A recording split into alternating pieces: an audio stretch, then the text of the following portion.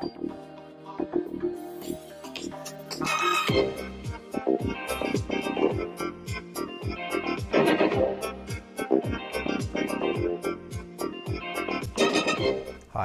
my name is Michael Waitze, and this is episode 3 of Michael Talks Tech. Later in today's episode, we will be joined by Kimmy Surapongchai, who's the country head for iFlix in Thailand. We're going to focus today on what I like to call learning. We're really seeing two dynamics in the Southeast Asian entrepreneur market, and that is we're seeing one set of entrepreneurs that have been quite successful. They've gone out, built decent-sized companies. Those companies have received good traction. They've either exited or sold or trade-saled those companies, and now they're using some of the proceeds and some of the experience that they had with these successes to go out and not just build other companies, but to seed other companies as well. This is a very important dynamic in this market that's going to help, we think, accelerate its growth. Second, we have other entrepreneurs that have built companies, gotten a little bit of traction, but have not been as successful. They've shut down those companies, maybe maintained some of the technology that they built, but they've learned something. And this learning, we find, is also very important as well, and they're not giving up. These entrepreneurs are also going out and building second-generation businesses, and they're taking the things that they learned, both from, because a lot of them come from a consulting background, they're taking the things that they learned from their consulting businesses, and then from their first tries at entrepreneurship and using them to help build their second businesses. I want to cover some of this with Kimmy because she's had a very similar experience. I'd like to ask her how and why and what she's learned from building her Echo 360 and the Freebie business, and how she's taken the things that she's learned there and applied them to helping to build the iFlix business in Southeast Asia. Another topic that I would like to cover with Kimmy is this whole concept of an ad-based business.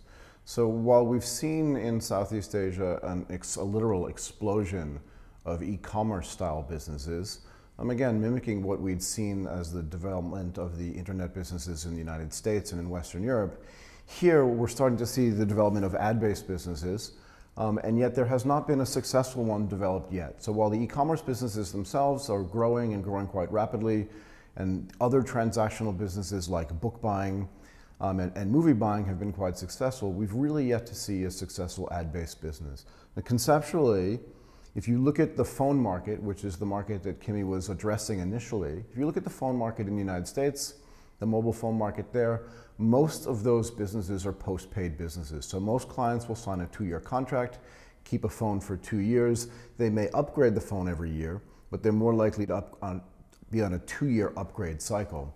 In Southeast Asia, in Thailand in particular, somewhere between 85% and 90% of phone subscribers are actually prepaid. So the prepaid business means that they can't really afford to do a 1-month, 2-month, 3-month, 6-month, or a 2-year contract, and that almost makes it necessary for them to have some type of ad-based business that's associated with the mobile phone business. And remember, one of the things that differentiates the mobile phone business in Thailand from the mobile phone business in the United States, with which you may be more familiar, is that that is the same place where most people are originally introduced to the internet and to data access. So while most Westerners' first introduction to the internet was on a laptop or on a desktop computer, that's been completely bypassed in Southeast Asia. This makes the market here very, very different. And it also means that these ad-based businesses, to pay for data and to pay for voice, should be very important. This was really the first cut at that business. There have been other businesses that have attempted to develop this business model as well, but so far none of them have succeeded. What was the Freebie business? Well, something like 85% to 90% of phone subscribers in Thailand are prepaid. And what that means essentially is that they can't afford to have a monthly contract or a yearly contract for their phones. And it means that they're looking for a way to get free data and free voice access on their phones. The Freebie was a business that built very sophisticated technology around serving voice ads, 5-second ads, I believe. And those ads were served prior to making a phone call and prior to receiving a phone call. And for each ad that was listened, you received a certain amount of data access and a certain amount of voice access. And I want to talk to Kimmy about what the genesis of this idea was and how the ad business in general is working on mobile. We can talk later when we're discussing this with her about some of the other ad businesses that we know about and how they may be different from the types of things that she developed. Also want to understand what the things were that maybe led this business not to be as successful as she first anticipated, and we'll cover that with her next.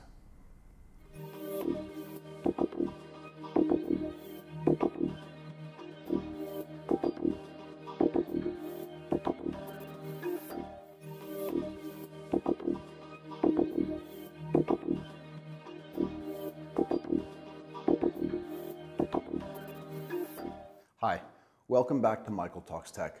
I am now joined by Kimmy Surapongchai, who's the country manager for iFlix in Thailand. Hi. สวัสดีค่ะ Thank you very much for joining. I'm really excited about this. We talked about this a little bit earlier, but I know like on a Sunday afternoon to take time away from your family and your dog is really hard to do. No and just taking the worries. time is really awesome. My pleasure. Thank you for inviting me and talking about Tech. tech. Do you want to give me a little bit of background about the types of things you did before you joined the startup world, just to give me and the audience some context? Okay, just for work or college? For work. So my first job is with the Boston Consulting Group, Okay. BCG, as a consultant, and there I worked on many cases, many industries, banks, entertainment, retail, all kinds of different cases. Then I did an MBA Where did you do your MBA? in Thailand. At Sasin. At Sasin. Great. Because I wanted to be back home and build a local network, because before that I spent so long overseas. Where did you work for BCG? Where did I work before? No, BCG, when you were Boston Consulting Group. Was that In here? Thailand. In In as well? Thailand. It was back here, but then everybody's from an international community, Right. you know, consultant types. So I thought, first of all, I didn't study business from school, from my first degree. So what did you study for your first degree? I did electrical engineering. Wow. I don't know why. No, it's not. I don't know why, but it's more of a natural progression of things based on things I like. Like in high school, I liked math a lot, calculus, geometry, trigonometry. I like physics a lot, like chemistry, and engineering was something that I felt used both. And I picked electrical engineering because it's something I thought was changing at the time. It was either that or say mechanical engineering or civil engineering, which Right. I think the textbook hasn't changed for Right. maybe It's static. like 30 years 30 or something. years. So, Right. but engineering seems like something that's always changing, and that's what I like to solve. Do you see something. some connection between the engineering knowledge that you have and then the consulting knowledge that you get? It seems very sort of problem solving Yes, related. I think so. I think I was drawn to both because of exactly that aspect. It's all about problem solving. It's not about the net knowledge of what you know, but how you frame it and how you approach it and how you get the best outcome at the end. So when you were doing these other roles before you joined the startup world, was it always in your mind you were going to start your own company? Like, what's the genesis of that? How did you realize one day, I have to do this on my own? I want to be in a smaller team, or I want to join something and build something from scratch?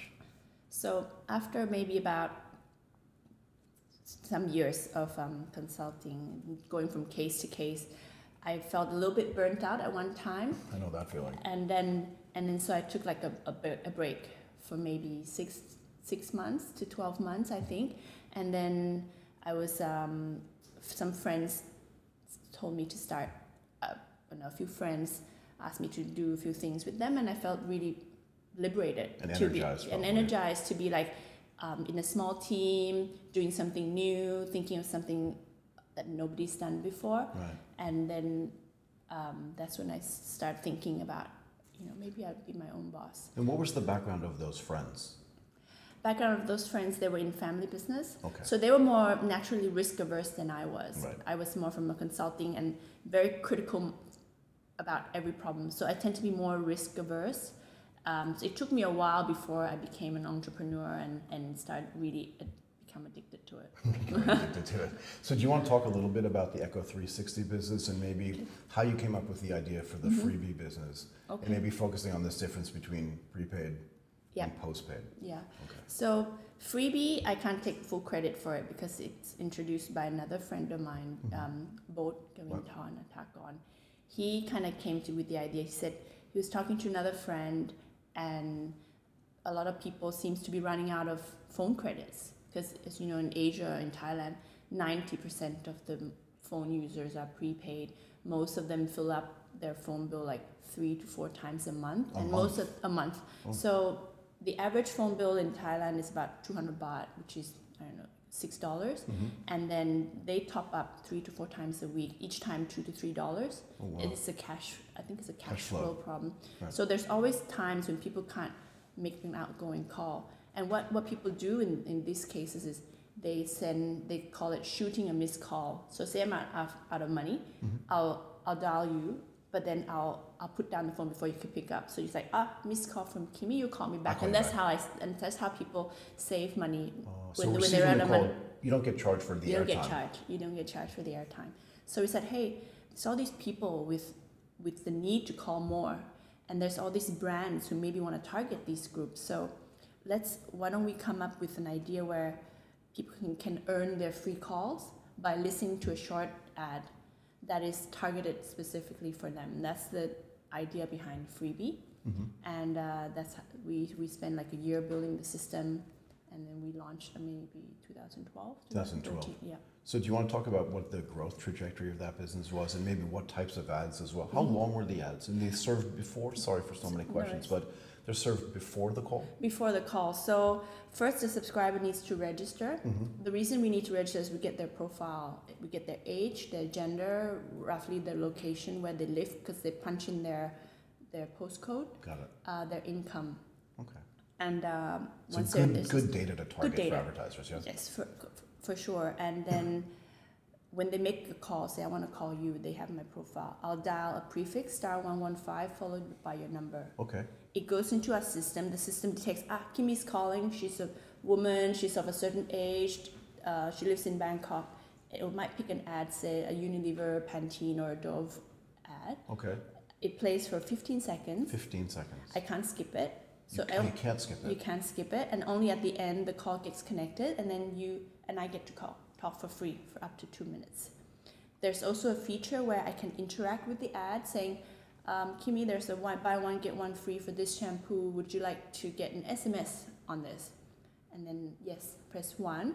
I talk to you, and then at the end of the call I could get an SMS that take this code to Boots or Waitze and get your promotion. So that was the idea of a very targeted, interactive, and opt-in.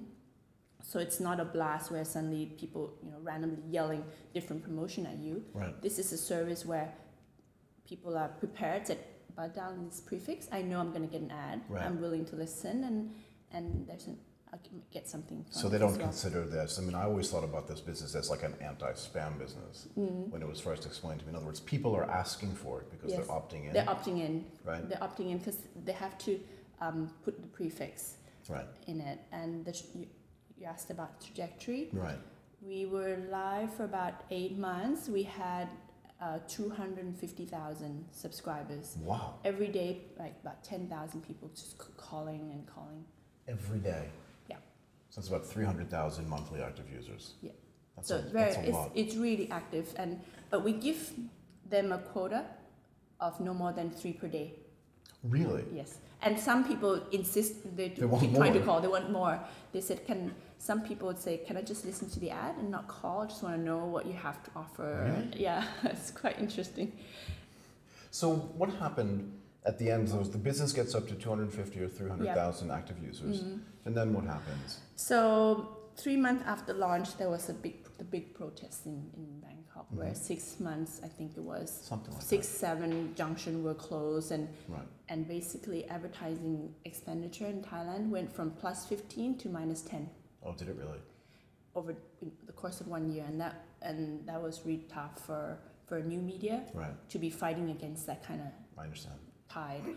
And so many magazines, many newspapers went under because people were just taking away spending from those markets and propping up things they like TV. Right. TV was the last to go, transit, like the BTS, and certain digital media. But then everything else was like so bad. So are there any other ad-based businesses that you've seen maybe that started since 2012 that survived that?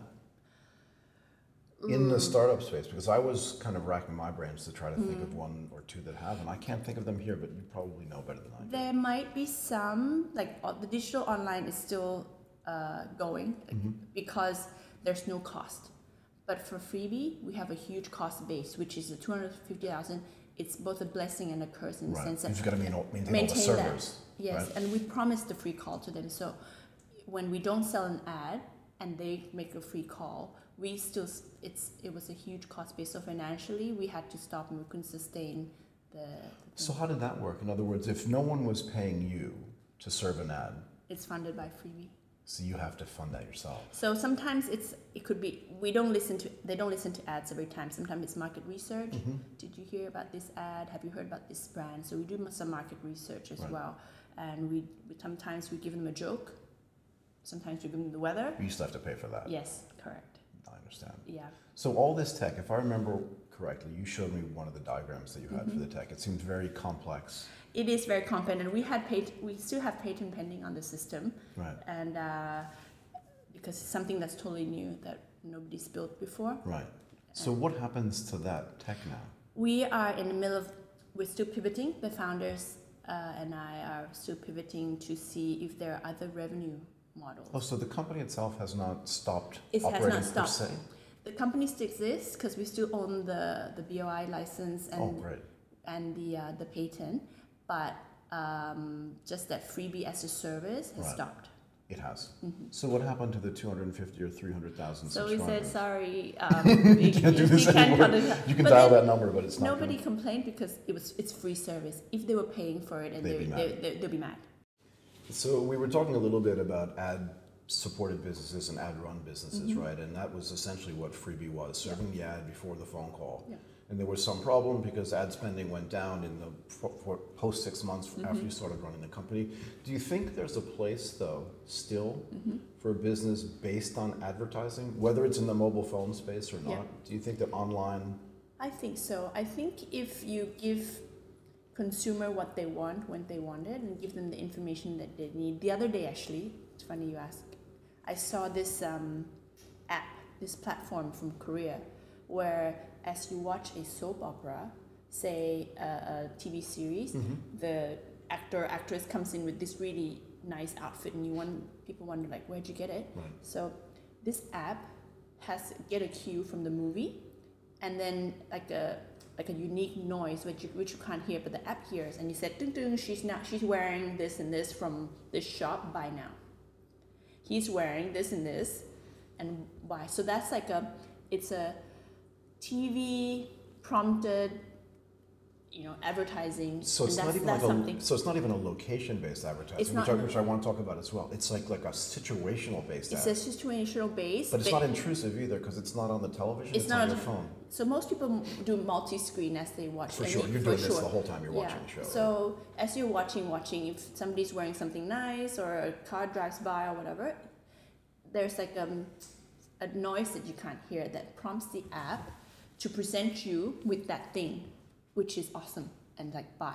But what does it mean that on a regular television program where now it's like 7 minutes and then a commercial and then 7 minutes and another commercial and then 7 minutes and another commercial, if it's a 30-minute show, then maybe they don't have to pause and have commercials because that little noise feeds directly to your phone or to your tablet? Exactly. And they know who you are? So does the show know who's watching?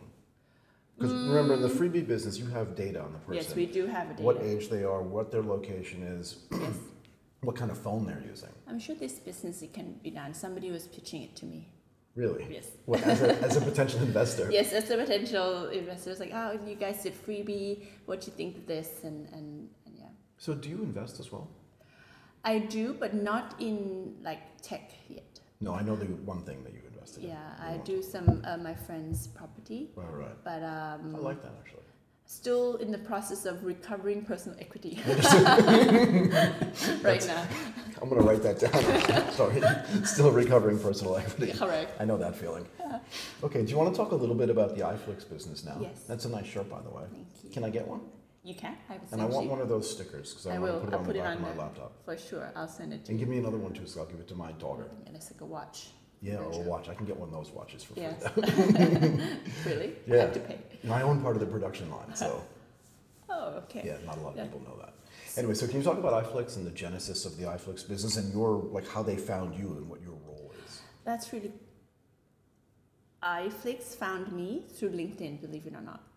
So they didn't know about you before that? No, they didn't. So one of the recruiters they use, I think, found me through LinkedIn. That's fascinating, actually. New respect for LinkedIn. Yeah. Like serious opportunity happens, and as a result, I then use LinkedIn to find like 25% of my staff. Yeah. So one of the things that we did at a previous place where I was, where we were really aggressive about using LinkedIn, we just searched for UX design, UI design. It was really powerful. Yeah. They didn't know you. They didn't. You friended them or you connected to them, and then you could see their whole history and resume without them kind of ever knowing. I mean, sure, they get a notification that you looked at them, but they don't even know why. Yeah, I think it's a great recruiting tool. Actually. It's an awesome recruiting tool, and it's like Facebook, but with more oomph, with more credentials, like who you know, and then it's so smart. It's very powerful for certain industries, I think. There are some people in certain industries that are not on LinkedIn at all, which I'm having problems finding some people. Like what type of people? Like in entertainment, like specifically content, like movies. I was looking for someone today. Yeah. So have you heard of a company called Living Films? No, I haven't. Anyway, it's run by this guy named Chris, and I want to connect to him. Yeah. I looked for him on LinkedIn. It's not. They're not. Not there. Disinterested. So there are a lot of consultants, bankers, digital, social media, and marketing, but certain industries you don't get. Okay. So anyway, this headhunter found me, sent a message, and then something about the email. Usually I don't reply to most LinkedIn. Neither do I. And this is like, okay, I'm interested, and then we organized a Skype call. Interestingly, the recruiter is based in Denmark. I was like, why am I talking to Denmark? Anyway, but I talked to this person, 6-hour difference, and she was in Denmark, and we talked about it, and I was really intrigued by the business model. Right. And she said, look, the CEO, Mark Britt, he's going to be in Bangkok like in 2 weeks. Right. Can you meet with him? So I went to town and met him at a hotel bar, had coffee, talked for like an hour, not on iFlix in particular, just like, normal talk. What do you do? What's your background? And he said, look, come to KL, come to Malaysia. I want you to meet their management team. He said, I'm going to send you like a deck, a short strategy deck, a little bit about iFlix, and give you 24 hours or 48 hours to present back the strategy for Thailand. I was like, what? And then... Did he know about the Freebie business? Did he know about your consulting background and your problem-solving ability? Yes, I presume he really appreciated that. Yes, so he did. He knew. And he said, yeah, we've been looking for this country manager role for a while, and come and present to us. So what was their idea about Thailand? I mean, I have my own notions about why this can be a gigantic business here, but what were their notions about it, and what do they expect you to do inside that business? So Catcher Groups has their criteria for going to market. They, one is the market is sizable enough. Right. 2 is internet penetration, specifically high-speed internet, is of a certain number. Right. Smartphone penetration is good, healthy. Super high. Consumer demand is high. And piracy is high. Right. Because iFlix, one of our mission is to convert people who are currently pirating, physical or digital, to give them a service that is better than piracy, and switch that. So the demand is there, the infrastructure is there. Similar to what iTunes did back in 2000, whatever. Exactly. And they said, piracy's there, it exists, but that's why we know there's demand. And if we charge people a nominal fee, they're willing to pay for quality. Exactly. Kind of the same idea. Exactly the same idea. Okay. So we want to convert people, offer them a cheap enough service, a good enough experience versus the alternative, and they would make the logical choice, we believe, and that's what we did. After the first initial talk with Mark, he said, go to Malaysia. So I had 2 days with this deck. The deck basically says vision of iFlix. These are our criteria before we enter a market. And what would you do if I was country manager? What would my strategy be? What would my pricing be? What would the strategy for Thailand be? So I flew over there. Their office is like totally empty. They're in the progress of renovating the office. So it was me on we found like some 6 broken chairs. I was sitting in one of them, my laptop on my lap, and just presenting back to like 7 guys. So the chiefs, CEO, CFO, chief content, chief tech, technical advisor, and CMO. So 6 sitting there in no air condition, bad carpet. Sorry, I'm gonna say the bad word. Bad carpet and like still electrical plugs everywhere. So we're just sitting there, and then I just went through my presentation on why I think the pricing should be this, why it should be more than this, what our strategy should be. It was like maybe 20 slides. 20 slides. So you put together your own presentation? Yeah. Based on the information that they had already given you? Correct. And do you have licensing issues? In other words, they've already licensed a lot of content, television shows and movies. The idea is, if I understand correctly, 24 hours a day, 7 days a week, 5 devices. Yeah. Do they have licensing issues? In other words, if they license the content for Malaysia, do they have to relicense it for Thailand? Usually, they license for multiple markets. Okay. So right now, every deal that we make is for at least 5 markets, which is Thailand, Philippines, Malaysia, Indonesia, and Vietnam. And now it could be 10 for next year, 50, and 30 for the year after. Interesting. Because we're getting calls from all kinds of markets saying, hey, come bring iFlix to me, bring iFlix to me. So in our new content deals, we're adding more and more markets. What is the vision? So you mentioned that part of the thing that was in that deck was the vision for the company. I don't want to know what their market entry details are, because that's probably proprietary. I mean, I do want to know, but I won't ask. But what is the vision? I think I know, but I'd just like to hear you tell me what it is. So the vision is so the first thing is at what price? Right.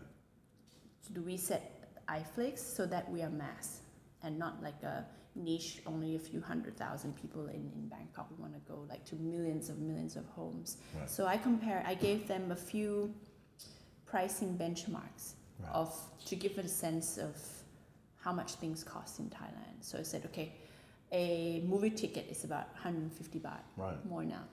A pirated DVD is about 100. Right, and you can go to MBK. I was talking about this with somebody yesterday. You can go to MBK. You shouldn't, but you can. This is back to the piracy conversation we're having. You can go to MBK and buy any movie. Correct. For really cheap. For really cheap. And then you own it physically. You own it physically. You need a specific device to play it. Right. The quality is depending. And if you want to buy, say, a full box set of something, it's quite pricey. Right. For example, if you want to buy like a whole box set of, say, Sons of Anarchy, 7 seasons, 13 episodes each, costs you like 10,000 baht. Right, so it's not cheap anymore. It's not cheap at all. No. So, but in iFlix, we have a full box set of Sons of Anarchy, and it's a flat fee of 100 baht. For the series or by month? It's by month, but then you can binge. Theoretically, you could watch 7 seasons in a few days if you don't have to do anything else. If you have no other life. If you don't have the life. But mind you, we have some serious bingers in our database. And is it 100 baht a month all you can eat? All you can eat. So I sign up for iFlix, Yep. and I could literally watch 24 hours a day for 100 baht a month. Correct. So there's it's a new business model, so we want to keep it simple. We said everything we have, you can watch for 100 baht. There's no like, this is more, separate buffet for series, separate buffet for movies. It's just everything. It's an easier value proposition. And how big do you think it gets from like a subscriber-based standpoint? How big as in how many people do you think? Theoretically, anybody with a mobile device, access to internet, laptop could access iFlix. Can I buy it for 1 month now and then just like not pay the next month and have it automatically canceled? Yes, you do. So there's no automatic renewal?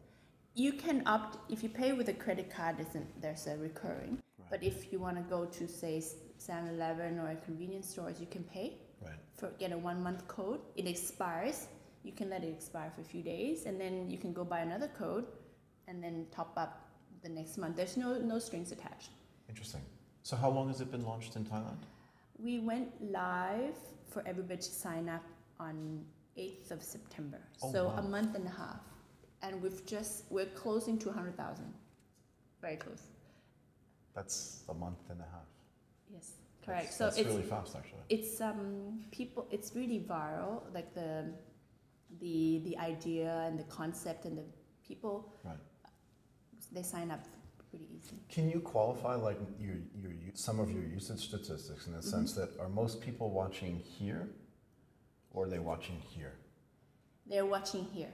Really? Surprisingly, it's very. I find different. that really interesting, actually. It's we do too. Like in Malaysia and Philippines, mobile desktop is probably like equal to, and then tablets it's at the bottom.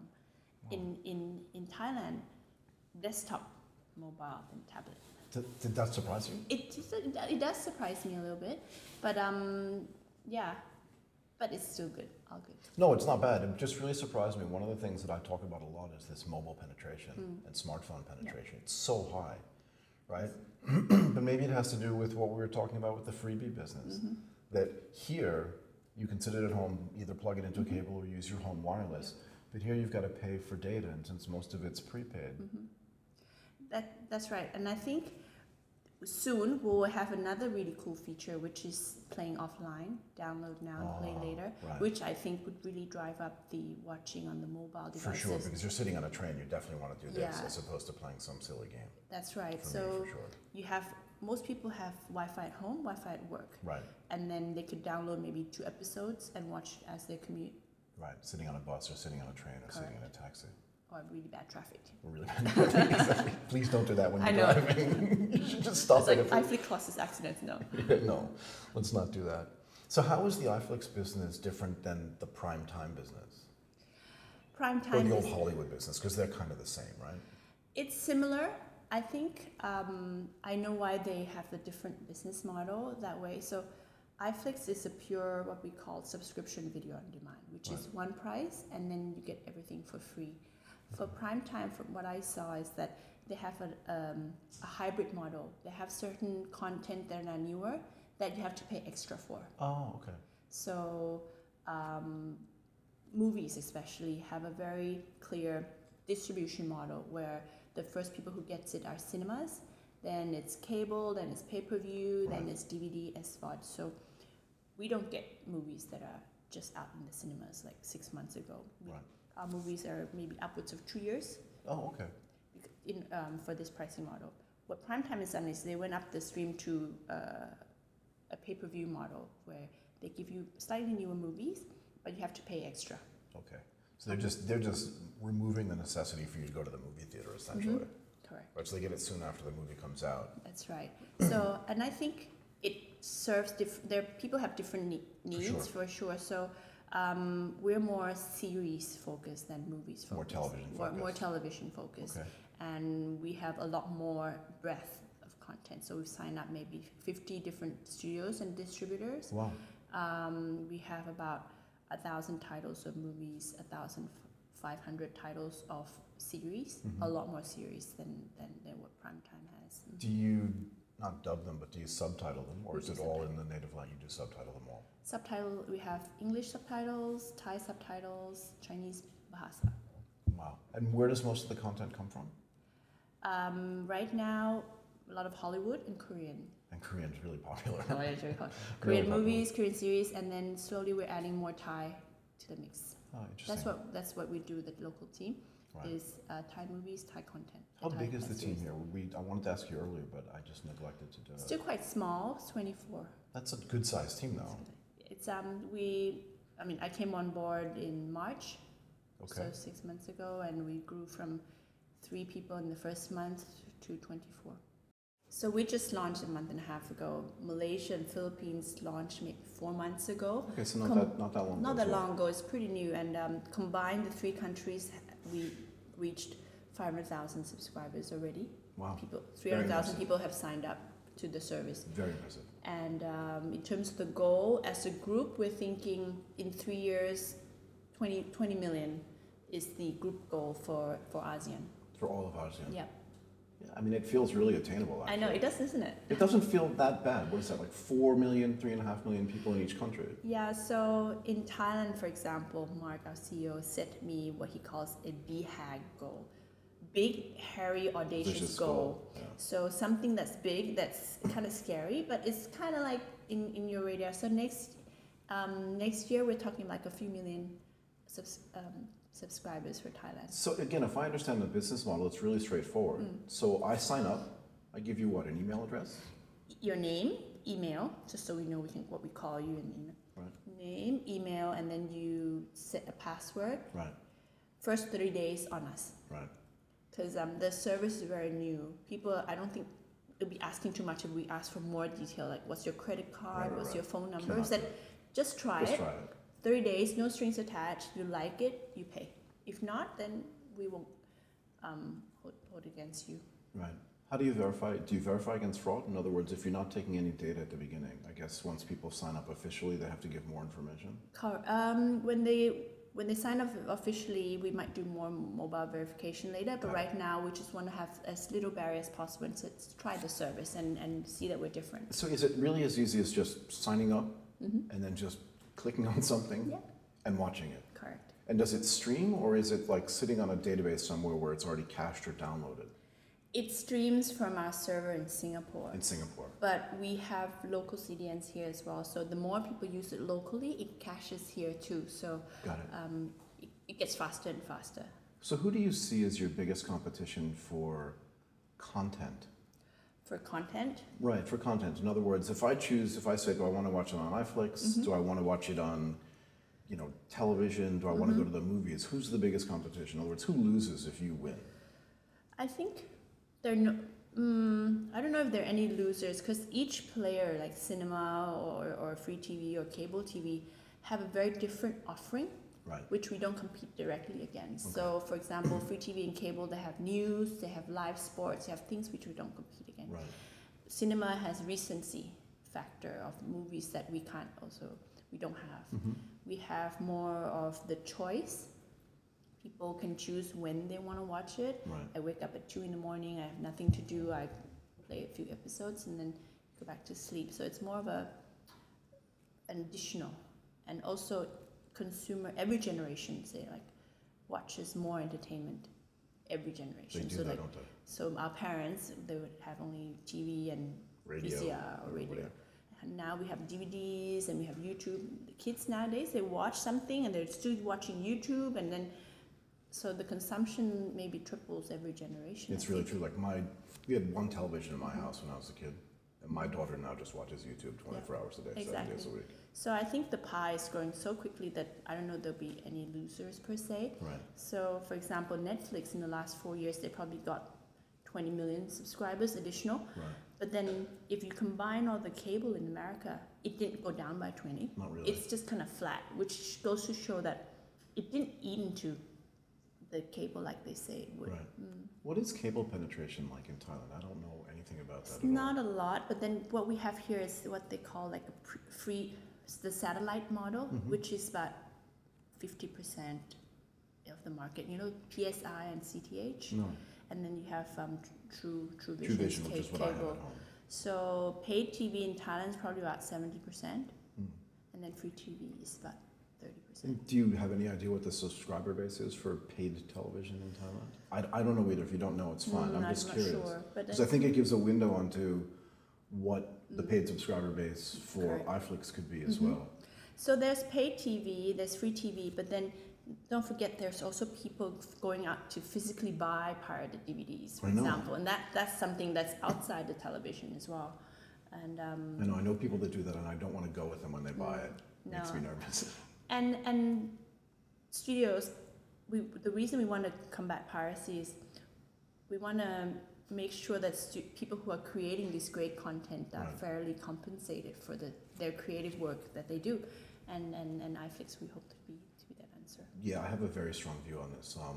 I've never stolen a DVD. I've never pirated a song. I don't do it at all. And one of the reasons why is I don't work for free. You don't work for free. No. And I don't want the person creating the movie, the music, or the DVD or whatever it is to work for free either. No. It's not right. Yeah, and I don't think people who pirate content wake up and said, today I have to do piracy. No. They don't do that, but it's just there's a gap in the need of people said, I'm not entertained, I can't watch what I want when I watch it, and that's why they do it. Right, I think there's a really small percentage of people that say, never mind, I'm never going to pay for anything. Yeah, but there are people that say, you know, I live in New Zealand and I want to watch Game of Thrones, but it's not out here for another 6 months. But I've seen all that I can see, so darn it, I'm just going to go out and pirate it off the internet and watch it. But if it was for sale, they'd pay for it. Which is a good point. In Australia, there's this really good stat from Sydney Morning Herald. Okay.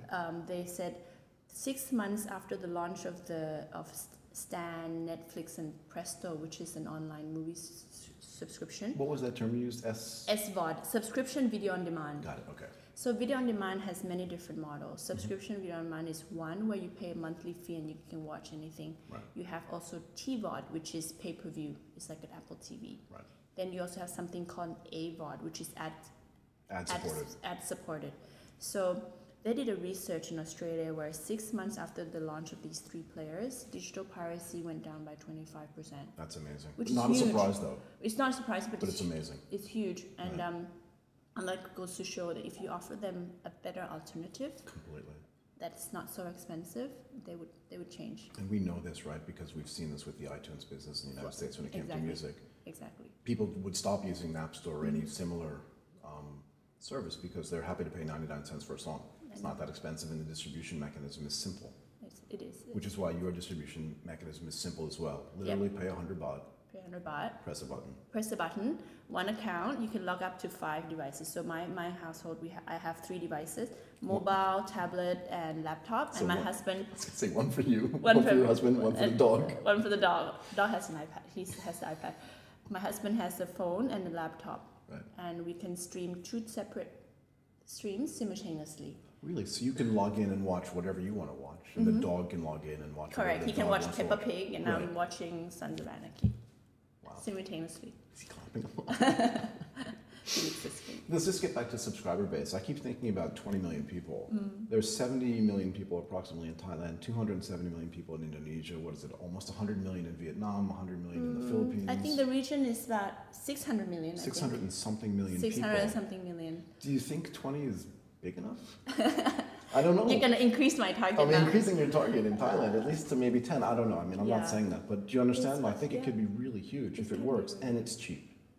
Is the pricing similar in other countries? It's about, we started at around $3 a month as a benchmark, which coincidentally everywhere, that's about the price of a pirated DVD, about 100 baht. Right. But the baht has depreciated a lot since we set the price, which now is closer to 260. Against the dollar. Against the dollar. A little bit, yeah. Fair enough. But 100 baht is like a nice number. It's one bill. Right. It's equivalent. Depends who you talk to. Some people compare a cup of coffee, bottle of beer. It's just a round number. Humans like round numbers, right? Round number. I think it's better. It's actually 100 is better than 75. No one wants to multiply 75 by 12. For us, the annual package is 1,000. Right. Even again, another round number. Not a nice number. How do they know about these series? It's we do a lot of content marketing on social media, on digital, on EDM. So we tell people about it, and also you do EDM as well. Yes, we do EDMs, and it's a very engaging content where you watch one episode and the next one's like it's right there. Just click it, and you end up binging like 4 episodes before you know it's 2 in the morning. But the average viewer watches about 80 minutes. In Thailand, which is quite a lot. It's like almost a movie. Well, and a bit actually. And maybe 2 episodes. Fair enough. Of content, which is pretty active. Wow. And we have like some serious bingers as well. Like, tell me. So last week we added this really cool new series called Gotham. It's based on Gotham City. Where is it from? I think it's from the US. The US. It's from the US. So we have the whole first season's 13 episode, and our local team, we had a hard time rushing to get the subtitle done in time. So at the time of launch, we were up to 8, I think it was. And I was like, just go with it. Nobody would get up to 8 overnight. Just do it. And then sure enough, the next day, there was a guy who I think didn't sleep. Who watched all 8 episodes? Who watched all 8 episodes and said, you don't have 9 in the morning. And I was like, oh my God. How did he get that far so fast? Somebody called me out. And yeah, so it happens. There's some serious watchers. That's fascinating, actually. So if the binge watcher is taking a 13 episode series, which isn't fully subtitled, and going through series 8 and staying up until who knows what, 4 o'clock in the morning, and then calling you out the next day saying, you haven't done 9 yet. You haven't done subtitle for 9. And I'm desperate to watch this. I'm desperate to watch. What it tells me is that someone's doing a really good job at curating the content, right? Because it might have been the case, like you said, that no one got to 8, but somebody was desperate for whatever that show was, right? So who's doing the curation, and are you involved in that at all? So we have a regional acquisition team that sits in Malaysia. Our chief content officer, James Bridges, he's amazing.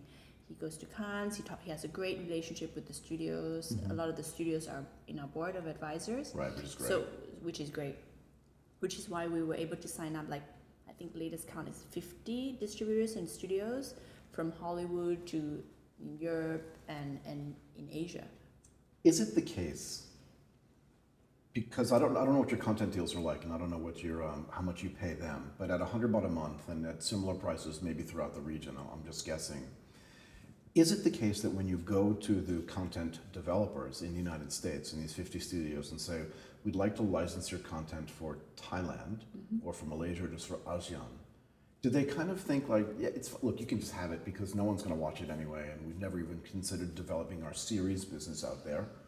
Or do they negotiate really hard and say, no, we were thinking about this anyway?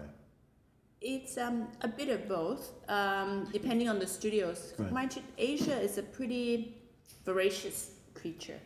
Thailand especially. For content consumption. For content consumption, especially with last year, there was like a licensing of the 23, 24 digital TV channels, and everybody needs content. So they were going to the Hollywood studio saying, hey, it's like we've been a net consumer buyer. Right. So Thailand's definitely on the radar of Hollywood for sure, for both legal and illegal content. Yeah, fair enough, right? Yes. So what do you do about curating local content? So we do local content. Me and my staff, we do our own local content. We slowly building more. Right, ideally we would like to have upwards of 20% that are local. Right now we maybe half that, and it's still not a bad percentage though. It's still, but it's still not as prominent. So once we get the critical mass that we need, we'll showcase it more. And right, fair enough. You put it at the top of the list, or say you should watch this. This is local content for stars that you know already that are here. And eventually, we will very soon, we will add like a really genius recommendation engine where you watch something, and they'll be like, oh, you might also like this. Do you build your own recommendation algorithms, or do you license them? You don't have. Again, this is secret sauce stuff, so you don't have to say. But I'm just curious. We are working with a partner who is doing something really special for us. Good. And it's going to be pretty awesome soon. Next month, I think. What do you do from a customer acquisition side? So what's the marketing side of this business, and how do you get a client? How does someone who's not necessarily familiar with streaming media find out about it? Is it Twitter? Is it Instagram? Is it Facebook? Is it all the normal social media channels? And then what do you do about partnering maybe with other people that already have subscribers to get theirs? We do almost everything.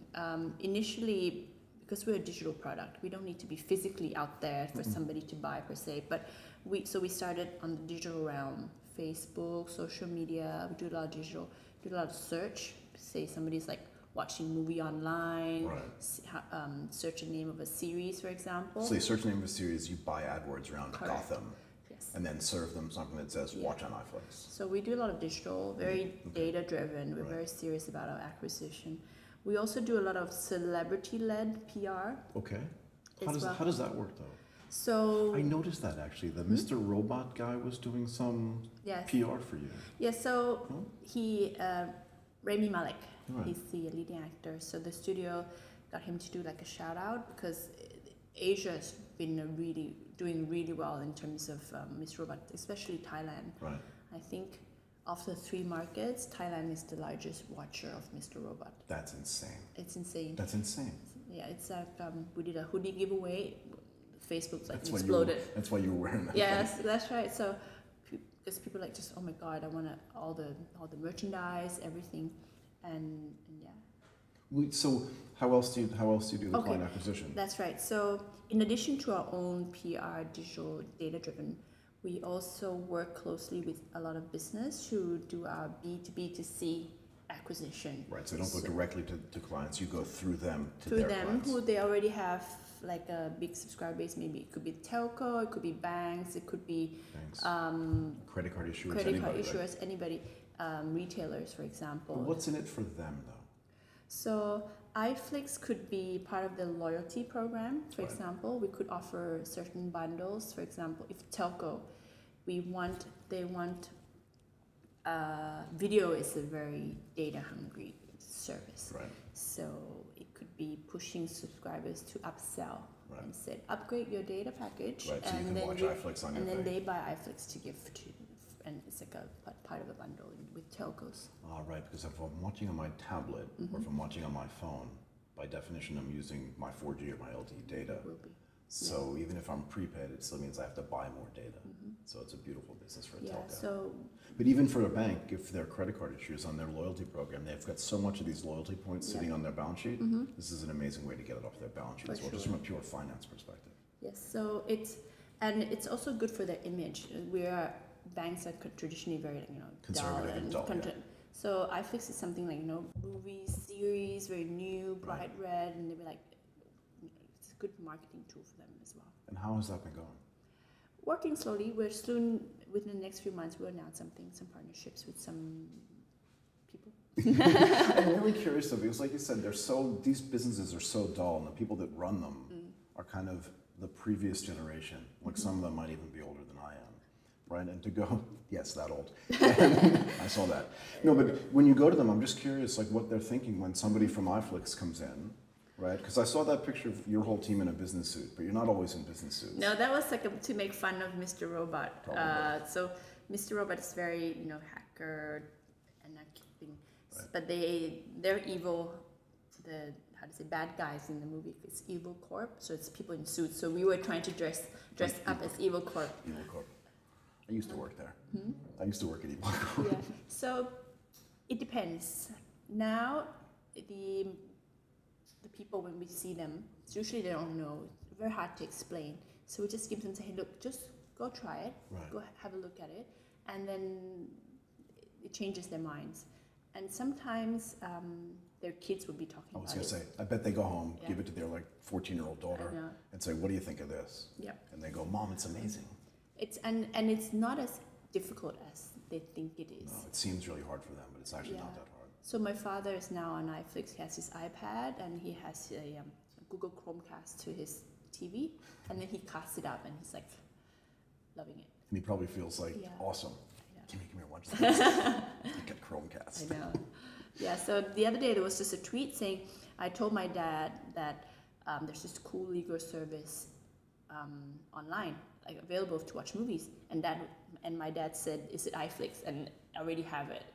So the one last thing that I'd like to know, maybe talk a little bit about the historical distribution of innovative distribution channels, right? So if you think about a company in the United States like HBO, when they started in the 70s, their idea was, let's give people a way to watch movies and series for which they will pay, but that's outside of a theater. And they kind of had the same thing. They negotiated with the theaters. If I remember correctly, it said 6 months after the movie's released, it's on home box office. That's what HBO stood for, right? But over time, they realized that the real money and the real margins were in creating their own original content. And that's where they started doing stuff like in the mid to late 90s and early 2000s, I believe, and some of that content has become really popular. Are you just going to leapfrog into original content creation as well? It's definitely in our plans. So exclusive content where you can only find at iFlix is something that we're already progressing towards. So initially we started with complete box sets, 10 seasons of Friends, 8 seasons of How I Met Your Mother. And we've also moved to exclusive contents like Mr. Robot. It's exclusive. It's exclusive on iFlix. Interesting. Fargo, season 1 and 2, for example, is exclusive on iFlix. And then next step is original productions only on iFlix. And for Thailand, that's probably end of this year, beginning of next year. In Malaysia and Philippines, they've already started production and commissioning original content for that. And what do? Do they take existing television and movie stars and then just move them off of TV and move them onto iFlix? Well, they held something they called a pitch day, where they pre-selected 10, 15 production houses, directors, screenwriters, to pitch their ideas. And from that, they maybe selected 2 to 3 to work with more closely and develop the concept. And I think they're commissioning 2 in Philippines and 1 in Malaysia. The Philippines should be a great market, by the way, for content development. And what's been the response from the content producers? Are they really excited about this? Are they confused about it? They're banging the door. Said when can we? Because I think they're always looking for an outlet to produce that's outside the original. And for sure, and if they own more of it themselves, it's just like having their own production company in a way. And they like the brand and the positioning of iFlix as well. We're going to make something that's really new, really edgy, really social, that's not tied to, say, 30 minutes, 60 minutes. It can be anything. It could be anything. One episode could be 34, 53, because there's no ads. There's nothing to follow after that. Right. So if they want to earn money by putting ads inside, would you allow it? But here's the other thing, and I thought about this earlier. So you talked, I don't know if this was, but you talked about that business where on Korean television they have the sound that comes out, so it's not really intrusive. And as you said, people are normally doing multi-screens, even if they're watching on their computer, or even if they have a box that connects to their television, which is probably what most people are doing. They want to watch it on a big screen. If you can get that sound thing to come out off of iFlix, it's not really an ad. It's not really an ad. Is this a killer idea I'm giving you? I'll write it down. Maybe. It's a good idea though. It's interesting though, right? But in Thailand, if you watch television, it's already hidden. You know, the leading person eating like a particular brand, product placement is everywhere. But now where we draw the line for the iFlix original, we'll have to see whether it's appropriate or not. Right. Because that's expensive to produce that content. It's not cheap for sure. It won't be. But I think it's something that we would like to invest in, to have like a flagship content like iFlix original. You have to watch it on iFlix somewhere. Yeah, and it won't be distributed anywhere else. No, for sure. Okay. At least in the online realm. Right. Look, today was amazing. Thank you for having me. I don't know how to thank you. I really appreciate you coming here. It's been awesome. And hopefully maybe 6 months in, you'll come back and we can get an update on how the business is going, and maybe you've already reached 20 million subscribers by then. Thank you very much for coming. You're most welcome.